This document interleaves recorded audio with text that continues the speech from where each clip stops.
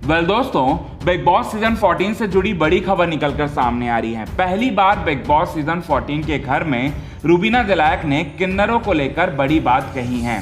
क्या कहा है किन्नरों को लेकर, किन्नर समाज के लिए क्या कहा है, हम आपको आज के खास रिपोर्ट में यही बात पूरे विस्तार से बताने वाले हैं।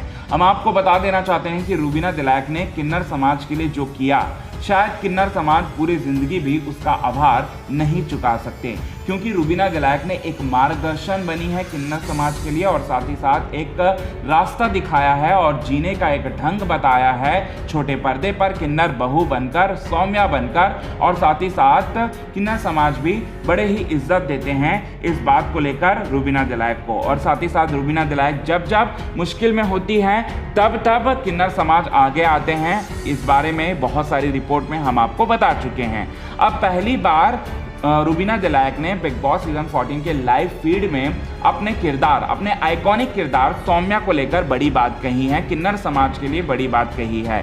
आइए हम आपको आज के खास रिपोर्ट में यही बात पूरे विस्तार से बताते हैं दोस्तों। लेकिन इससे पहले अगर अभी तक आपने हमारे यूट्यूब चैनल को सब्सक्राइब नहीं किया है तो सबसे पहले यूट्यूब चैनल को सब्सक्राइब कर लें और साथ ही साथ बेल आइकन के घंटे को नहीं दबाया है तो प्लीज़ आप बेल आइकन के घंटे को प्रेस कर लीजिए। हम आपको बता देना चाहते हैं कि बिग बॉस सीजन 14 के बीती रात लाइव फीड के दौरान आप सभी दर्शकों ने देखा होगा कि राखी सावंत से कन्वर्सेशन कर रही होती है रूबीना दिलैक, जहां पर रूबीना दिलैक ये कहती हैं कि मेरे परिवार वाले इस किरदार से बिल्कुल भी खुश नहीं थे स्टार्टिंग के 6 महीने, और साथ ही साथ स्टार्टिंग के 3 महीने तो उनको पता ही नहीं था कि मैं कौन सा किरदार निभाने जा रही हूँ। और साथ ही साथ मुझे प्रोडक्शन हाउस से एक दिन कॉल आता है, पहले मैं लुक टेस्ट करवा लेती हूँ, तब तक मुझे पता नहीं होता कि सौम्या का किरदार जो है वो एक किन्नर वाला किरदार है। और साथ ही साथ पहले इसके बाद लुक टेस्ट के बाद एक दिन कॉल आता है 1 महीने के बाद, और साथ ही साथ मुझसे कहा जाता है कि किन्नर वाला किरदार। मैं तो काफ़ी ज़्यादा घबरा गई थी, क्योंकि मेरे कंपटीशन में जितनी भी एक्ट्रेसेस होती हैं वो सारी की सारी एक्ट्रेसेस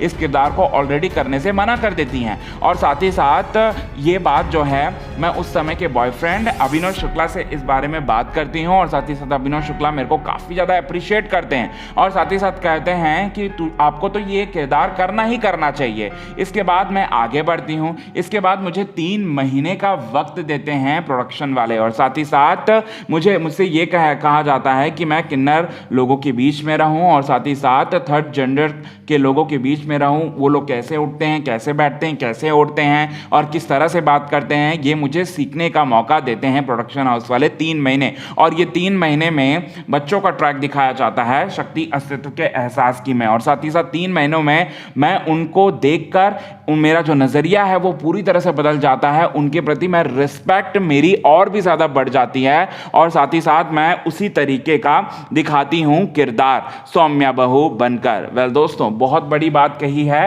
रूबीना दिलैक ने। आज के खास रिपोर्ट में बस इतना ही।